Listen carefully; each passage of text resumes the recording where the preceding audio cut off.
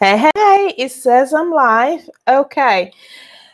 Good evening, folks. So, I don't usually come live during the week, but I can't find my phone. So, I don't want to pre record it if I'm not going to edit it. So, I might as well jump on live. Maybe I'll get some interaction while I'm here. So, it'll be 2 live streams in this week. It is what it is. Let's hope it goes well. I can see there's a couple of people watching. So say hi, say hello. I hope you're doing well. Good evening. If it's your first time here, welcome. My name's Chigo. Lovely to meet you. So I am a former Jehovah's Witness from Nigeria. I run this channel to share my experiences, share my recovery, provide additional resource for people who are currently in that process of questioning and maybe just starting out that journey, just to be another voice of support for them to say, I hear you, I see you, you're not crazy, your questions are valid, don't stop until you have the answers. So that's essentially it. And I share a bit of my life as well. Why not? Okay, so today, as you see from the title, I have had this question on my mind, I guess in the last couple of weeks, especially as I feel like I'm coming out the other end. I'm just curious, what is it that make people join groups like the witnesses or stay in them, to a smaller extent, and just sort of thinking through it as I'm coming out the other end.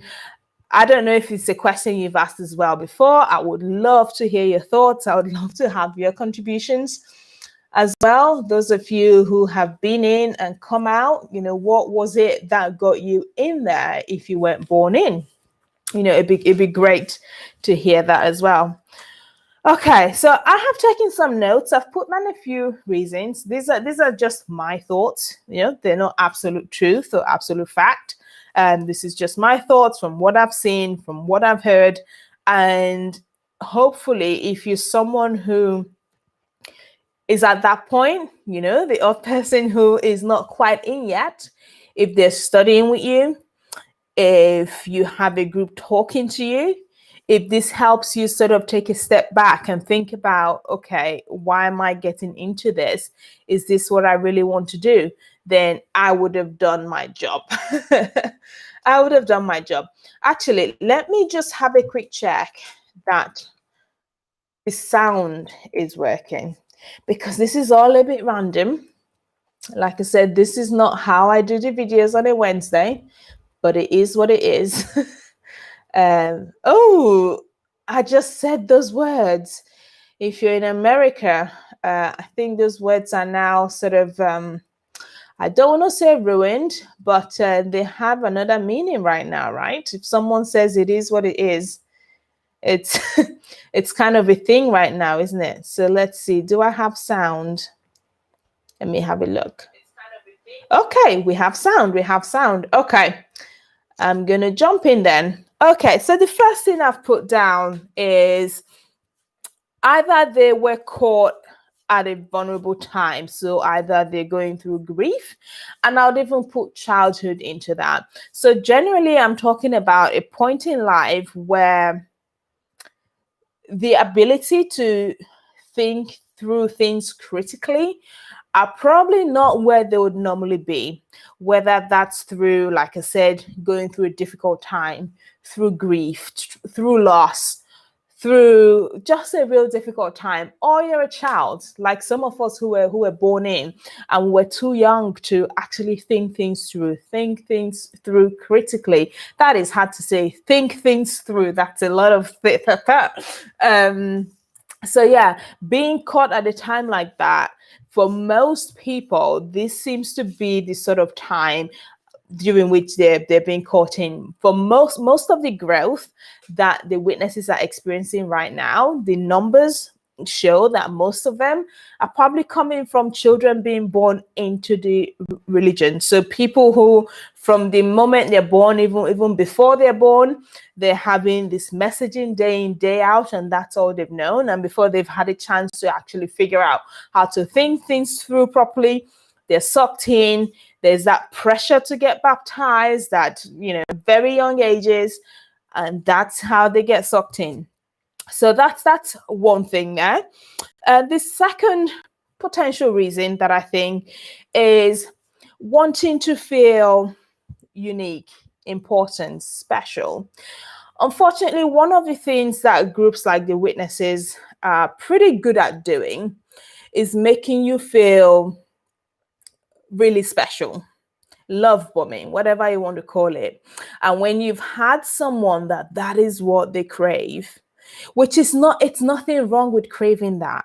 There's nothing wrong with wanting to feel special, important, because we all are unique in our own ways. And so if for some reason that's not been there in the way you would like, and you have this group of people that show up and they just shower you with these things, it's part of what they do.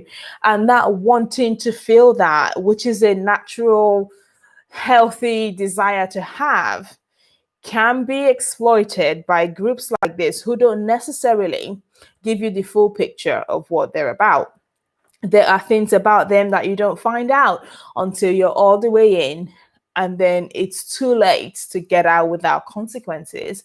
And so, if anyone disagrees with that, I want to hear. I want to hear what you think as well. But I think from what I've seen and what I've read, a lot of the times this is one of the reasons that make people get attracted to groups like this that are really good at making you feel like you are special.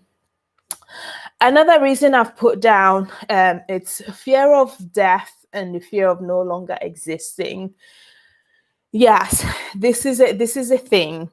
And with a group like the Witnesses, they show up on your door and they have the answers to everything. The fear of not existing anymore, that is a normal fear for a lot of people.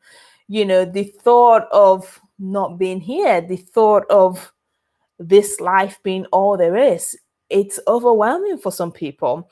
I'm not saying yes or no that that's what it is, but for some people, the fear of that being the case will drive them to a group that shows up and tells you, not only is this not all there is, I know what's coming next. I know that there's these two options, and I know how to help you get into the good option. And when someone comes promising you all of that, never mind the fact that how do they necessarily know more than you do? For some people, that is an attraction. If that is something that you're afraid of, and that brings you anxiety, and you need to hear that to quell that fear, that can get you into a group like the Witnesses. The next one I've got on my list is a tendency to hold conspiracy theories, the sort of suspicion and skepticism that isn't necessarily a desire for fact, a desire for evidence, the sort of just being suspicious of everything just for the sake of it.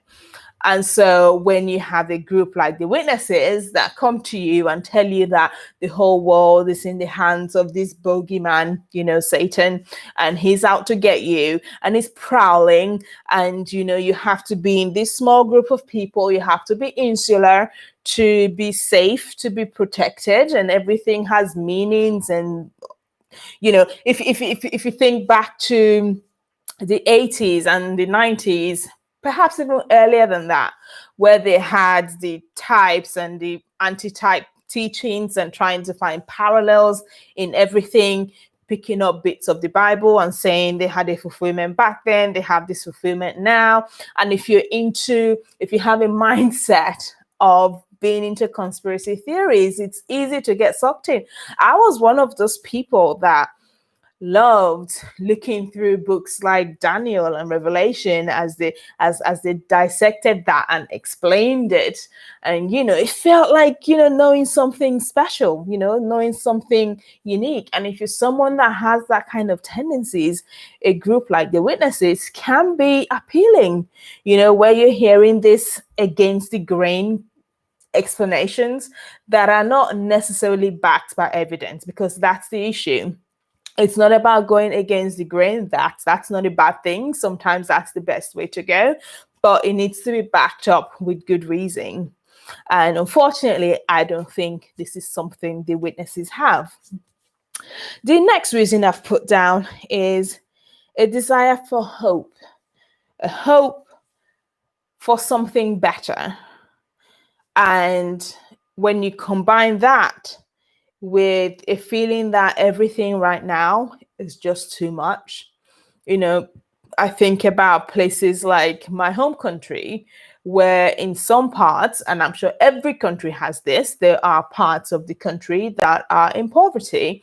And so when you have people where their whole lives has been one struggle to the next, and everything's hard, when you show up, when the witnesses show up with their colorful literature and images of a paradise, we all remember them. That's what we saw growing up.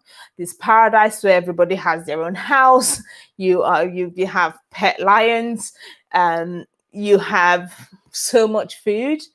It's like painting this picture of something they think they'll never have in this life. And so when you go up to people who life is a hardship, and you promise them things like this, and you show them these images, and that there could be a time where their struggles will be gone, it's attractive. It's attractive. And so, again, relating it back to the numbers right now, the witnesses are having the most growth in parts of the world where access to resources are generally lower. That's where they're growing, because they can go to these people and paint a picture and paint this life for them that they're going to have. And if they feel like there's nothing else, they are going to go for that. And then the last thing that I put on here is if you have a tendency for being easily impressed. Now, I don't know how to quantify this, how to be easily impressed, easily wooed. People that dress nice, look nice, talk nice, present nice, and that sort of superficial appearance. Because actually, when you step back from the witness faith and actually look at it, there's a lot of superficial things. There's a lot of we want to look a certain way. We want to be thought of a certain way, not necessarily because they want to be that. No, not really, because they have some practices that are downright awful. But image is everything. How people think of them, what they're wearing. That's why Toni Morris has something about tight pants, because he's convinced that they give a certain image. Women having to dress a certain way. So there's that outward superficial persona image that they've cultivated. And if you're someone that's easily impressed by that, someone that is wooed by that, that can be an attraction to draw you in and get you in there without necessarily seeing the full picture of who they are. So those are some thoughts that I had thinking about why people join groups like this. What is the attraction? What draws them in? Now, of course, we know that once people get in or born in, the process of leaving, now that's hard. That's the hard bit, and it's deliberately so. It's deliberately so because, of course, they don't want people to leave, and there are consequences. People are afraid to lose their families. I think I've done a video about shunning, or at least sort of linked to that. There are consequences for leaving, and if you're unfortunate to have your family in there and still be leaving, then it's doubly hard. Not to talk of the mental rewiring or deconverting rather, that needs to happen after you've left. So that's not easy, but maybe that's something we can talk about another day. So those were just some thoughts I had for what actually brings people in, what actually brings people into groups like this. I want to hear your thoughts. High evolutionary. Oh, thank you for that. Yes, yes. Well, if you have any more, feel free to share them. And I'm just gonna repeat again that this Sunday is going to be our community live stream. I know we're having an impromptu live stream right now because I can't find my phone. So I have to jump on the computer. Easily impressed. Yes, absolutely. Absolutely. But then actually, this is not meant to be a live stream, but let's go there. If you think about the message that they drive, the sort of people that they go for, they're going for the lowly and the mild, and their members are discouraged from pursuing education, the type that gets you think. They don't mind people doing things that sort of with their hands, which there's nothing wrong with, but when you're discouraging going for the sort of education that not just teaches you what to think, but how to think and how to critically assess things, because they know they don't want people who are going to be thinking that much. And so what you have is a bunch of people that are easily impressed. And I mean that in the best way possible. And so, yeah, it all kind of makes sense.